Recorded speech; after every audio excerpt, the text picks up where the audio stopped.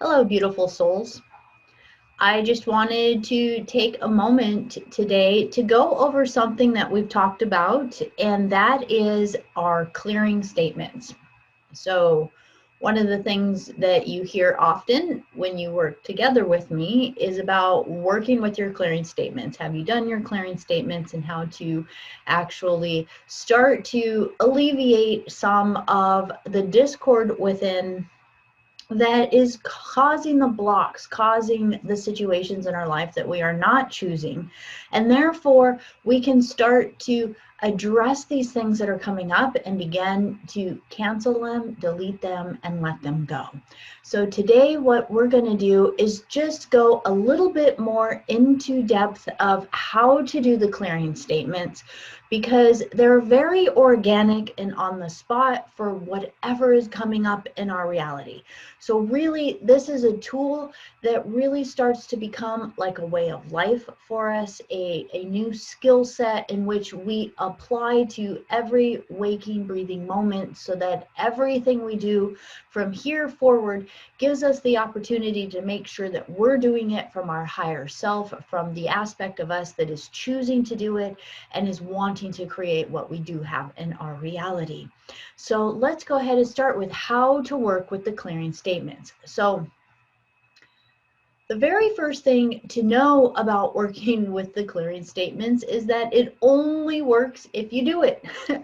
The whole idea of knowing about it or even kind of going through the steps really only helps in the moment of starting to understand it, but it really doesn't start to unravel, dissolve, or recreate some of the past belief systems we have unless we really imply it and put it to use as a new way of being and a new way in which we approach everything that's coming up for us in our life. So it really only works if we do it. So I love this this quote here by Rumi, which is, "Your task is not to seek for love, but merely to seek and find all the barriers within yourself that you have built against love." So a lot of what we do get to experience and talk about is many of the blocks, many of the protective kind of belief systems that we have created. And as we start to see what these are or acknowledge what these are, we realize that they are barriers that we have created within ourselves that is really holding us back from having the life that we would really light up with and be inspired by.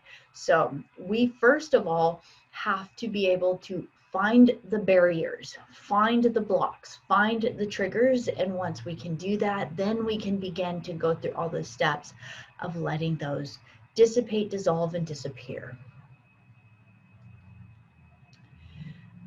So our first step within acknowledging and walking this path of sovereignty, which is to be a mindful observer of ourselves. So mindfulness and being the neutral, compassionate witness is everything. This is really vital in order to begin to actually create the foundation for every other step to come. So again, remembering the clearing statement isn't just a task or a process. It's something that we're stepping into as a new way of being. That we're actually in truth coming to a place where we're deciding to be responsible for every decision that we make in our life. That we are in truth deciding to take responsibility for everything in our life that is the way it is right now. And as we start to take that responsibility as a responsible being, we get to now make the choices of what we do want it to be. But the only way that that foundation is started is through this practice of mindfulness and being the neutral, compassionate witness. So you'll hear me say mindfulness. Mindfulness now means that we get to be the observer of ourselves. We're going to watch every thought, every feeling, every emotion, every reaction that we have in this life, and we're going to observe ourselves as a neutral, compassionate witness. No judgment to how that reaction or that trigger came about. We're now going to observe it so that it creates, again, that foundational step for every other step in the process that we are about to go through. So step 1, now as a mindful observer, being that neutral, compassionate witness of ourselves, we are in truth now stepping into a practice of being a detective and not a storyteller. So what does that mean? As a detective, we gather facts, we gather information, we gather the bits and particles that help us understand more about the scene or the scenario. A storyteller is a little bit different. We've been telling the stories our whole life. Anytime that we have a belief system and we go into a process of justifying it, or being a victim and going into the process of justifying that, or why we can or can't do something, we start to become a storyteller and we give excuses. So I really want to kind of even portray the storyteller. The storyteller is whenever we get into a scenario where something comes up and we start to tell the stories of where it came from, why I act like this, and all of these kind of things that start to bring into validation the reason why we have the right to react or be triggered the way we are. And so now we're getting to a place where we don't want the story anymore. The story is always based in the past. And we're stepping into the present moment in the now. We're not about the past any longer. The past is the past. And I'm going to share this statement with you that it can be a mantra for you if you choose. But the statement is, who I was yesterday is not who I am today. And therefore, that means that our past does not define us. Our past does not judge us in this moment any longer.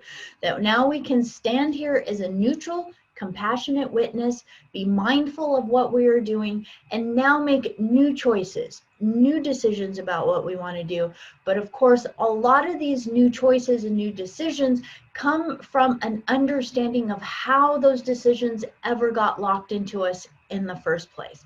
And so for that, I would highly recommend, just for a refresher, going back to the video I did of preparing for a hypnotherapy session and understanding our mind and how we do that. So I will have a link in this video for that, so you can check that out. But it's all about how our guard dog, how that part of our subconscious mind creates the belief systems that are within us.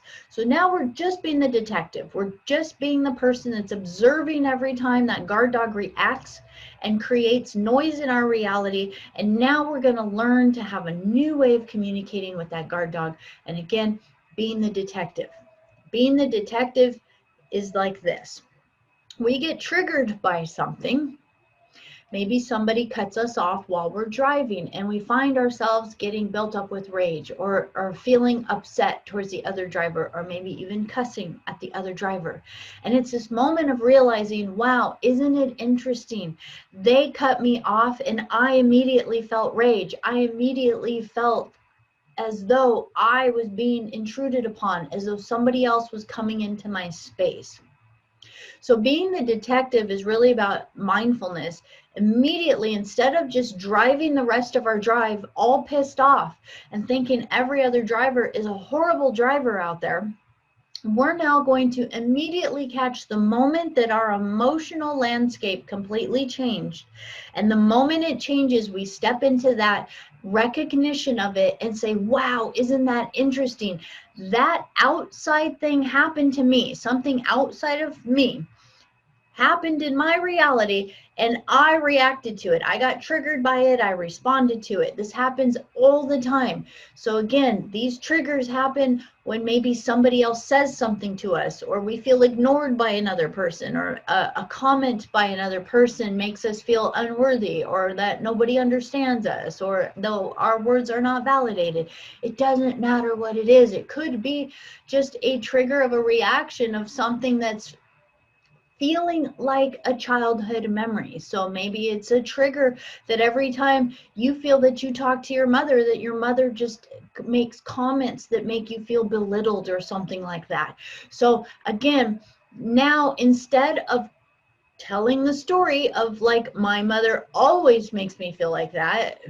So part of that is starting to delete those generalized statements that we have, that everybody always, it always happens to me like that, nobody understands me. Any of those general statements we know are blanket statements that are trying to support a narrative or a story from a past belief system. So it's coming from the past.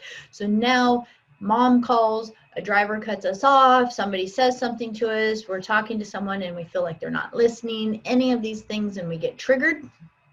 Now, instead of going along and letting our emotional landscape change and become upset, angry, lethargic, depressed, whatever that reaction might be, we're going to stop and go like, wow, isn't that interesting? That happened and I immediately felt this.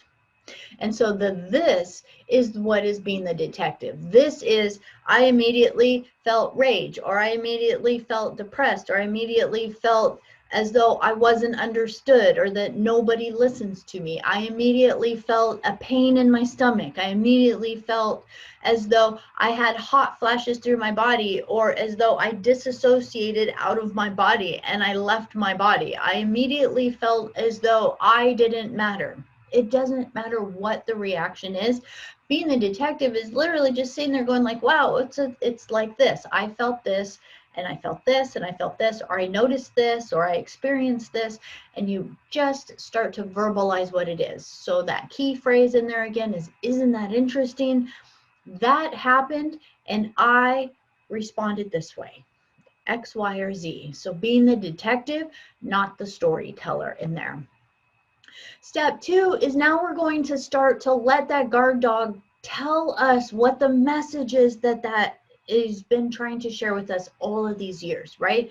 So now step 2, we're not playing a narrative in a story. Instead, we're actually going to take a moment and let that trigger, that reaction, that lower vibration start to communicate with us so that we can get a deeper understanding of where the wound or where the discord or miasma occurred within our own psyche. So let it talk and share what it has been trying to tell you.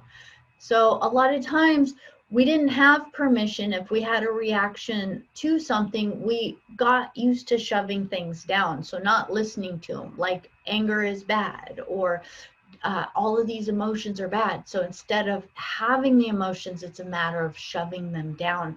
Well, that's what a lot of our triggers and our things feel like. They are on such hypersensitivity and reactivity, but they don't feel as though they have the permission to ever express what it is they need to express because nobody knows how to communicate with them. So let's learn a little bit more about letting it talk. So it is the trigger. It is the reaction, the fear, the emotion, or any of those little crazy voices that go through our head. So now imagining that mom has said something to you or dad has said something to you and it immediately created a reaction like nobody ever understands me, nobody listens to me, they don't get my point of view, they just don't get me or understand me. So something like this comes up and it's an immediate reaction, and we're going back to the detective of, isn't that interesting? Isn't that interesting that that happened? That they said something to me and then immediately I felt unempowered. I felt as though I didn't matter. I felt small, little, belittled, as though I didn't matter. So that's being the detective. It's this feeling in my stomach, or it's this feeling in my shoulders, or it's this feeling like my whole body goes numb, or as if I leave my body and I can't even feel my body, like I'm watching myself living my life. So that's a huge one for disassociation, which is a big thing that we use as a tool to protect ourselves as a child, is disassociation. So partly not even being able to feel, almost feeling numb in this life to knowing how to connect with others. So now we get to sit and go like, isn't that interesting that that feeling came up? And just for a moment, pretending that that part can talk, using your imagination and imagining that it could say everything that it wants to say. And a lot of times the voice will almost seem as though it's coming from another timeline, which means a younger age, or even as if a different aspect of you is even speaking it. So imagining again that mom or dad says something and there's this feeling of never being heard, understand, not as valued as others in the family. And this is where we let it talk. It's as if I don't matter. It's as if every time I do something, it's never good enough. And so allowing metaphors to be the language of letting this part speak, because metaphors speak in ways that we can allow our subconscious to share ideas with us, much like a dream. Most things come in metaphors, and we understand a lot of different layers of things through metaphors. So let it talk. Let it completely share every thought, feeling, and emotion that's coming up. So if we're going with this theme of mom or dad having said something and there's this feeling of worthlessness, like I don't matter, like every time I speak up, everybody shuts me down, as if I'm not the one that has the know-how in the family. Everybody else knows more than I do. So we're just going to play with this little scenario for a minute. So now it's sharing with you all of these feelings of I'm not good enough. I don't feel heard. I feel rejected. I feel as though others do not hear me, do not value me, undervalued, underloved, underappreciated. So getting all of that language that's coming up in there and let it tell you. It could go on a rampage of first person speaking, of saying, I absolutely hate this person makes me feel so bad, I feel as though every time I try to do something it gets shut down, like they're putting to my life in order to keep me from being who I want to be. So let it talk in whatever, whether it's third person, first person, I don't care. Let it just share however the verbiage comes out. The whole point is the message needs to come out, and let the feelings and vibrations come. At this part of the clearing statement, there could be a lot of emotion that comes up. There could even be tears, crying, or anger, or even a feeling of wanting to hit a pillow or something like that, because there's just so much frustration or repression that's been held back within, never being able to really speak what this voice has wanted to speak. So let that process take as long as it needs for every bit of information that trigger just did. Again, remembering this trigger could have been somebody cutting you off while you're driving, which has nothing to do with the person that's driving, but now all of a sudden it's open to that whole doorway into a past childhood wound, trauma, or feeling than the past, that you have felt as though others don't respect your space, others never see me, others don't even acknowledge that I'm here, they take advantage of me. All of that could have come up just from being triggered by somebody cutting you off while you were driving down the street. So notice how it's really opening a doorway. Step 2 is really us starting to open that doorway to really see through the timelines of what or where this whole belief system even came from. But the only way to do that is first to let it talk. So we don't want to stop it. We want to let it talk for as long as it needs to talk, so that we can get the information, be the detective, and hear what it has to say. So step 3, now we're going to go into this next process of it.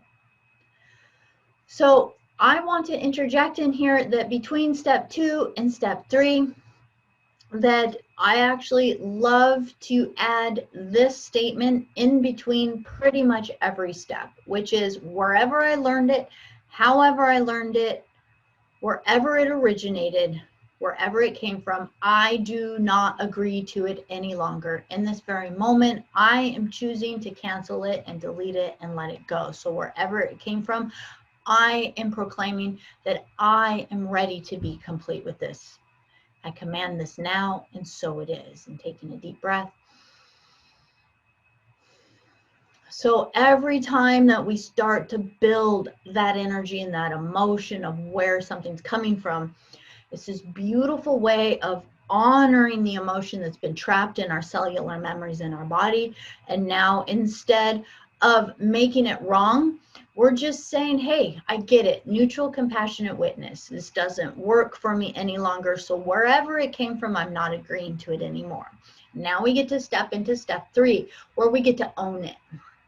Well, partially, the owning it process is one of the most important processes, in order to be able to do the clearing statement, because we are in step 3, stepping out of all places where we bought into being a victim, helpless, hopeless, or that all of this life is happening to us without any say-so for us, you know, that we haven't had a choice or a chance at all to change it, because it's as if we've been a victim to our scenarios and our realities. And so this is where we are going to step forward. Again, we already know why the guard dog made the decisions that it made in the first place. So now let's start to go deeper into acknowledging this trigger that just came up and why we've been using it or how it's been benefiting us. So we're going to own it. So as we own it, we're going to first look, how did we use it for our benefit? So something like getting triggered, mom and dad says something. We can acknowledge that making ourselves feel small was a way to protect ourselves. Or we can imagine that, say, somebody cuts us off and we feel rage or anger in our body, and acknowledging that rage and anger helped me protect myself and give me a sense of identity. It was the way that I found to be able to express my own opinions or have a voice in this world. Many times making ourselves feel small is a really powerful way for us to not put ourselves out there. That every time I put myself out there, I get shut down anyways. So it's safer to be depressed, it's safer to be repressed, and it's safer to stay small. Because if I stay small, then I don't put myself out there and get my feelings hurt again. So we're going to take every emotion and find the positive benefit within it. As crazy as it sounds, that there's always a way that we're going to see how becoming passive aggressive, making ourselves small, believing that we weren't lovable, becoming angry or reactive, making it seem as though other people's opinions of us have the ability to make us feel as though we don't matter or we're not good enough. So we're going to see where we've benefited from even giving our power away. So first of all, find any ways, how did you use it for your benefit? A next one on there is, why did the guard dog create it? So these kind of go hand in hand. So why did the guard dog create it? The guard dog generally creates every single belief system within our psyche as a means to protect us from feeling emotional pain, mental pain, or physical pain. So if we felt harmed emotionally or physically in any way, then our guard dog will create a belief that it's not safe to open my heart, because if I become vulnerable and open my heart, others can hurt me.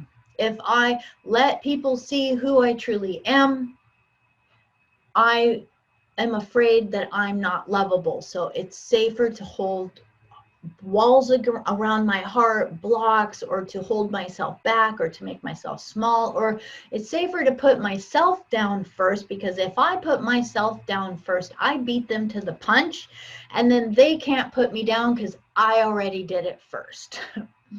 There's no rational thinking to the reason why the guard dog creates the beliefs it creates, but you can without a doubt understand that at the very base of everything, that guard dog truly felt it was protecting you and keeping you away from something that would cause you pain, harm, or trauma.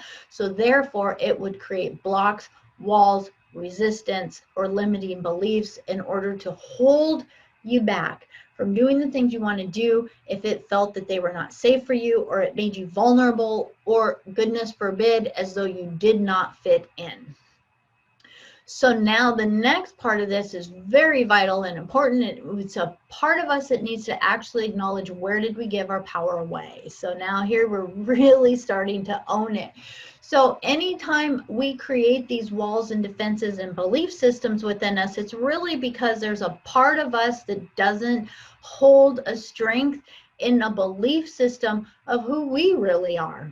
There's a part of us that doesn't feel lovable, or worthy, as though we belong, or any of these other base emotional things that really in a conscious society that we would all feel and have within ourselves. We would all feel as though we belong, that we were loved, that we were supported, and that we had the right to be our own unique self.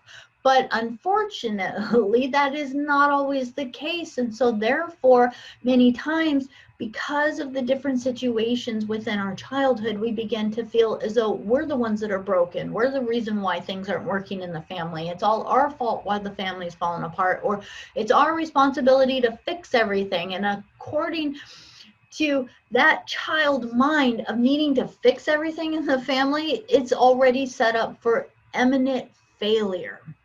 Because a child doesn't have the tools and resources to be responsible for an entire adult family structure, right? A child is meant to be the child in the beginning, but when the child feels it needs to parent the parents or be the emotional support for others, that's a lot of weight to put on someone to be responsible for someone else's happiness. And in fact, we can know that all the way through adulthood, as many years as many of us have tried to make another person happy, because that's been our primary goal since an infant, it's impossible to make anyone be anything. That is the sovereign right of every single being out there, to be and to make their own choices. So you have the right to be and to make your own choices. And so now step into that understanding that if you are feeling sad, depressed, angry, emotionally distraught in any way, now acknowledge that it's your choice to feel that way. And now you get to the root of where all of these emotions are coming from and decide, is this who you really choose to be? So now, where did we give our power away? We can realize that any place that we get a reaction to something outside of us, it's revealing to us a place inside that we do not feel valuable, loved, worthy, or just look at all the different ways that we can express that. So now we can sit and go like, oh my gosh, I acknowledge that when my mother called or my father called and they told me this, and I immediately felt defensive, or like nobody listens to me, or like I'm not valuable, or I'm not lovable. I acknowledge that I created the belief system of being small as a way to protect myself. That I realize now that being small was the safest way to not put my neck out on the line, to not be seen, to not be heard, is safer than putting myself out and being ridiculed and knocked down by others. I acknowledge that I actually have the innate feeling in me that I'm not worthy or I'm not lovable. And that because I don't feel lovable, I actually put the responsibility, so this one's key, find what responsibility you actually put on another person. So I actually find that I put the responsibility onto my mother, or onto my father, or onto my brother, or onto my lover, or whomever in your life, to prove to me that I am worthy, to prove to me that I am lovable, to prove to me that I am good enough. So now we start to acknowledge, oh my gosh, because I felt this limitation within myself, I made it the responsibility of other people to prove to me that I am worthy, or that I am lovable, or to reaffirm the limitations that I have within myself. So in this, now we start to get to really just say, wow, I acknowledge now that I have created this belief that at some point in time within my life, I accepted and created the belief that I'm not worthy, that I'm not valuable enough, that what I have to offer isn't valuable to the structure of the family, or that my space is not my own and others take from me. So if that's a scenario of the car cutting someone off. And so now you acknowledge all of that. I acknowledge that at some point in time that I created the belief that becoming angry, or becoming reactive, or becoming depressed was my best way to protect myself so that I could survive in this reality, so that I could survive. But wherever I learned it, however I learned it, whomever I learned it from, wherever it originated, I don't agree to it any longer, not at all. I acknowledge that I put the responsibility of my worth or my lovability on another person. I made it their responsibility to say things to me to validate me, to make me feel as though I was worthy, to make me feel as though I was lovable. So wherever I did not see the power within myself, did not see my worth, my validity, my love, my compassion, or all the truth of who I am, and I put the responsibility on another person to make me happy, I do not agree to that any longer. Wherever I learned it, however I learned it, whomever I learned it from, wherever it originated, in this very I am present moment of now, I am commanding to dissolve all of this to my guard dog. I am complete. Stand down now. I am choosing something new. So we have now completely owned it. I don't care if we decided it when we were in our mother's womb. I don't care if it was something that we inherited from an ancestor. I don't care if it was something that happened to us when we were 6 months old. And for all intents and purpose, the storyteller has been validating why our life is broken this whole time, because of something horrible that happened to us in our childhood. Let me tell you something. Of all the billions of people on this planet, there are stories on this planet that are heartbreaking as far as what we as children have survived through and lived through in order to get to this place where we are today. There's no doubt about it. I get it and I feel it. And my heart reaches out to each and every one of you, that we get to be the element of change, that we are going to be the ones that say, no, I'm starting brand new right now. The past is the past. The past does not define who I am. Who I am today is not who I was yesterday, and I get to be brand new. I get to recreate my life, and I get to take all of my power back. And that is what we are affirming, and that is what we are choosing in this very I am present moment of now, by even learning this clearing statement process, that we are taking the reins of our life and saying, you know what, I'm tired of giving my power away and let everybody else's emotions change my emotional landscape and environment within me. No, we get to be the drivers and the directors of our life. That is what responsibility is. So this is where we get to own it. No matter how beautiful or not beautiful we created our defense systems to be, there's no judgment. Who cares? It was what it was. It got us to this point where we are. If we're done with it, we're done with it. Let's choose something new. So our next step 4 is really, really powerful, because now we get to start to clear things generationally and really see where they have come from. So step 4 is, where did it come from? So we get to acknowledge many times that if we have a wound from childhood and we did not feel loved and supported or emotionally connected with our parents in a particular way that felt supportive, loving, and nurturing during our childhood, that most of the time that occurs due to the fact that our parents are holding trauma too. So here we are in a family lineage, in a family DNA, where we know that most of the times our parents didn't have the resources that they needed, that we can know that we could go even just 3 generations back in our family, and there's probably some pretty significant trauma or suffering that has happened, that we can even acknowledge that even on a planetary level, within geographical locations, that there's societal kind of traumas and pains that happen.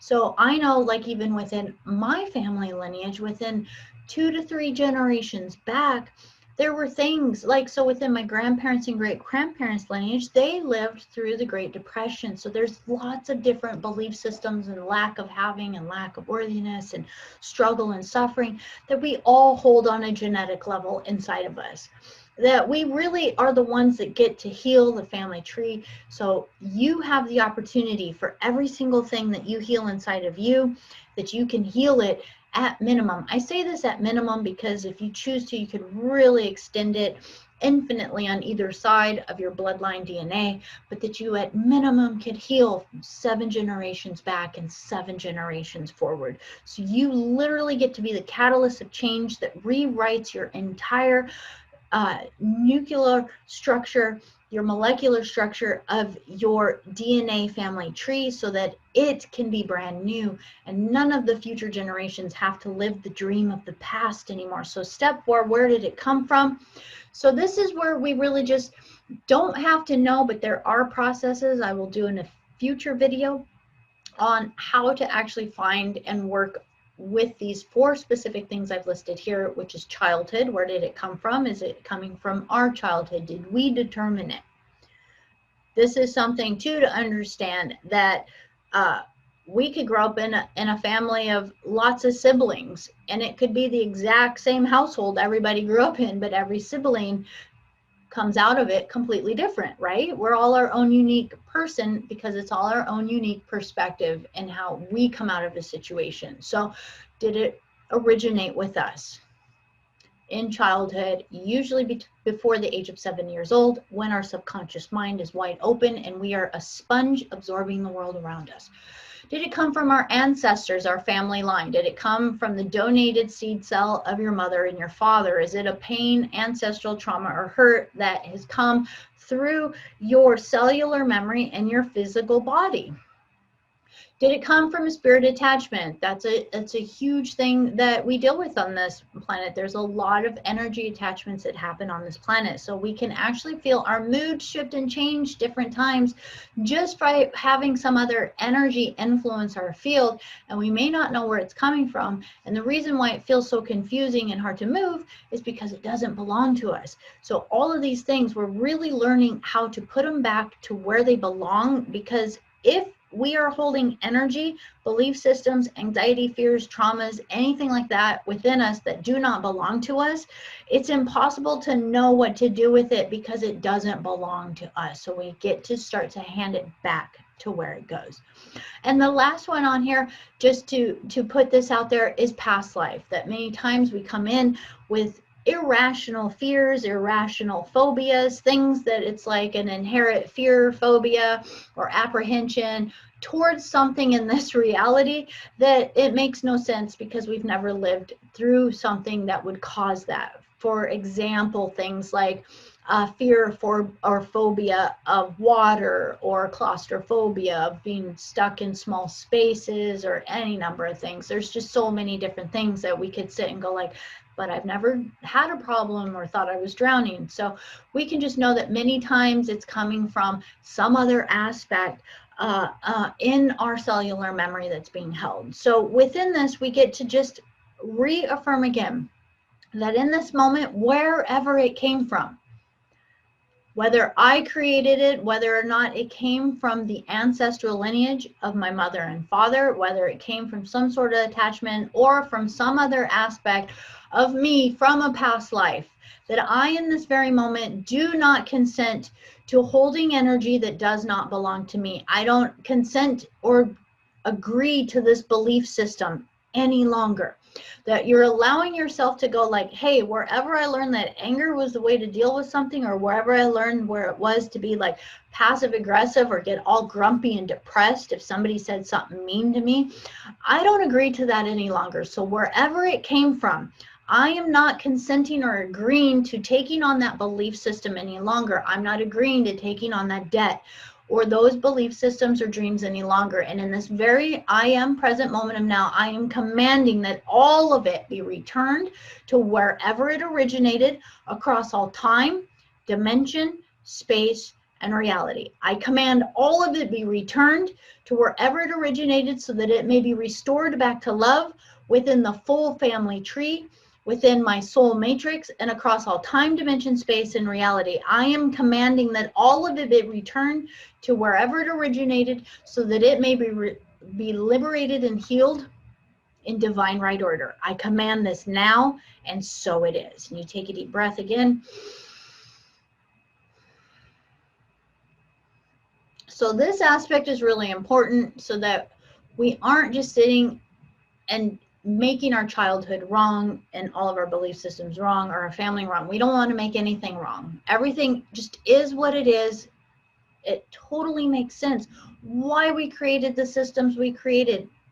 That's the thing we get to acknowledge. Hey, you know what? I may not like it, but you know what? at 2 years old, at 1 year old, at 6 months old, that I decided this was the best way to protect myself, hey, you know what? It got me to this point in life. I didn't know any better until I knew better. Who I was in the past is not who I am today.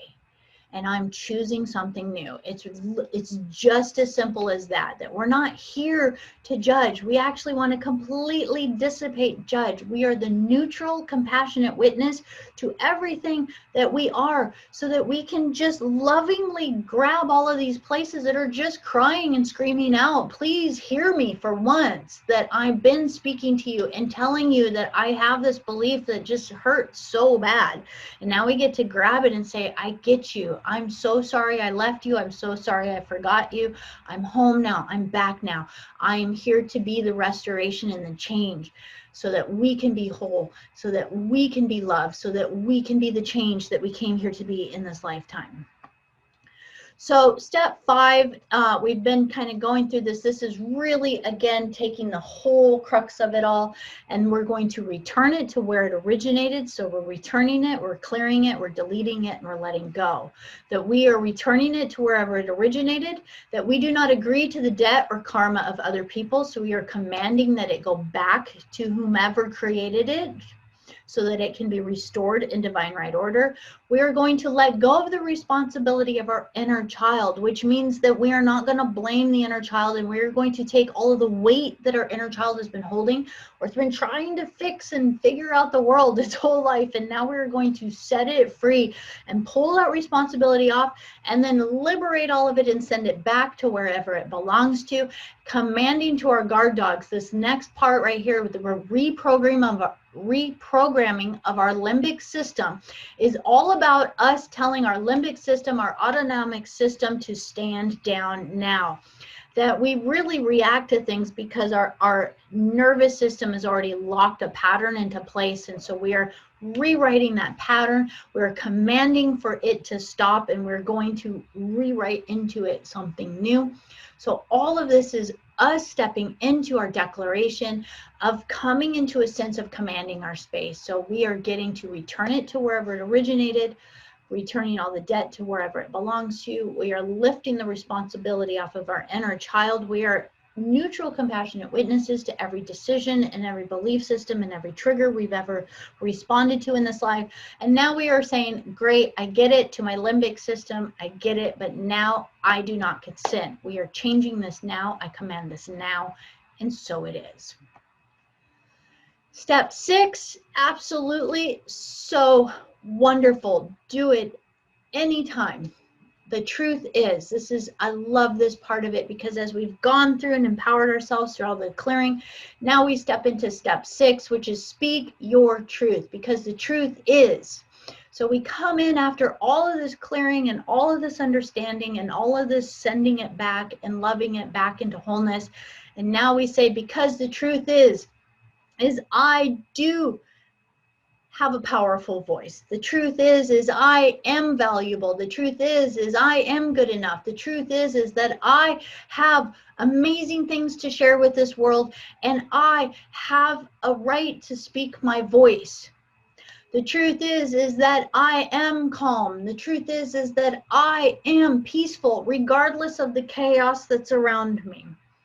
Take any scenario that's out there and just let organically that truth start to come in, because the truth is that I am who I am, and I have the right to be me and to create the life that I choose to dream.